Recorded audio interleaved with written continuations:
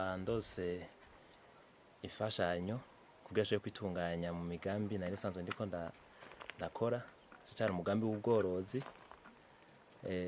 Ndose iyo mfashanyo naciye ndondera ibitungwa ndongerereza kuvyo nari nsanzwe ndiko ndorora.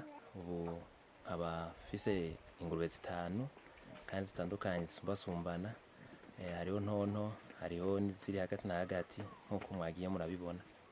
Nahora ndima ibigori bikeyi bivanye n'umwavu ufise cyangwa ibindi biterwa, hari mu biterwa bikeyi kwera umwavu mbona ari muke, ariko ubu ndabona bikunze bigenze neza haguma nshiramo icarire mu ngurube nzoronka umwavu ushimishije hamwe ku gatasi niyagura ku kigori no ku bindi biterwa byose. Ikindi niteze nuko zino ngurube zitera zikura, harimo izivyara harimo amasuguru, ejo canke hirya y'ejo zirovyara, zimaze kuvyara haboneka imbuguru zishobore kunsahiriza co kimwe kumbure n'ababanyi batwegereye kuko nabo nyene ntibigira bakwiza haba ku mwavu canke mu bworozi.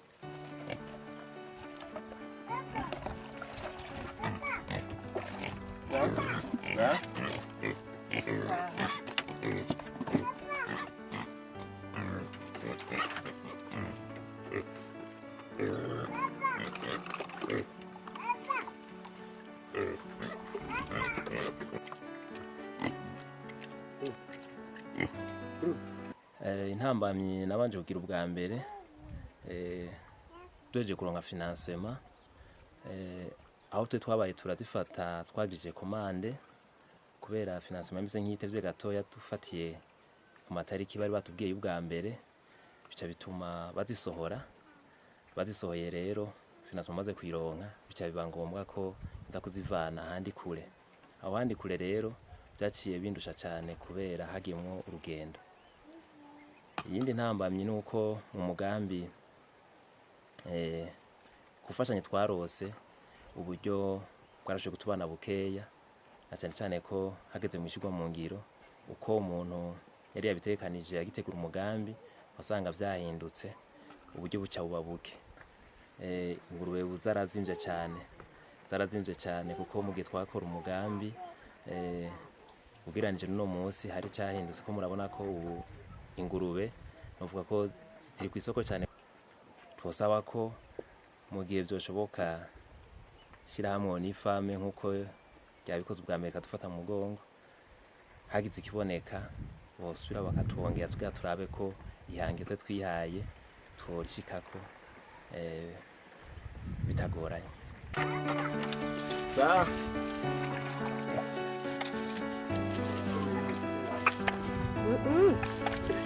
Umusegonda ku musegonda kumutaka kujyayo.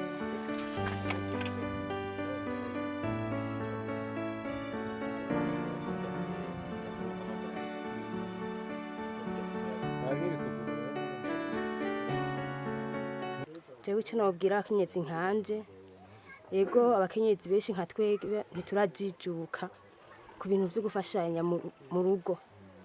Kumbure nk'umuntu azanye igitungwa avuga ati je buri kurangora naye kwigira ku indi mirimo yiwanje, ariko icyo nabasaba ni inyungu y'umuryango.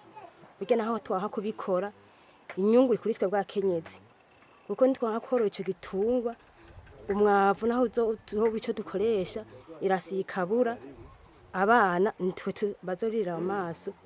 Mugani abashinga ntaye bobo baguma hafi gake. Iyo mbona ata mwanya mfise cyane cyane haje ho mashirahamwe mba ndimwo, ndaweza kumubwira ati jewe uyu munsi nta mwanya mfise guma muhira kugira ngo nze kugabura ibitungwa. We nyene nawe afise umwanya araheza akavuga ati nta ngorane jewe ndaza kuba ndi hafi ndabikora. Ntari hafi naho akavuga ati ndarondera uwundi mwana ba hafi asigara bikurikirana. Ico nobwira urundi rwaruka je no ruhimiriza yuko umwe wese ku rugero rwiwe yotegura umugambi akawukora kandi agashima kubanza guhera ku mutahe mutoya w'ibanze, kuko benshi urwaruka tumenyereye bavuga bati wodi umutahe twokora ibina biriya mugana umutahe benshi bashaka ko amafaranga yo banza kuza ubwa mbere. Je kubwanje no bahimiriza yuko umwe wese ku rugero kwiwe yobanza agatanguza umutahe we mutoya, hanyuma hagize ikiboneka hirya no hino kikaza gisahiriza habaye urufatiro ku mutahe muto wiwe.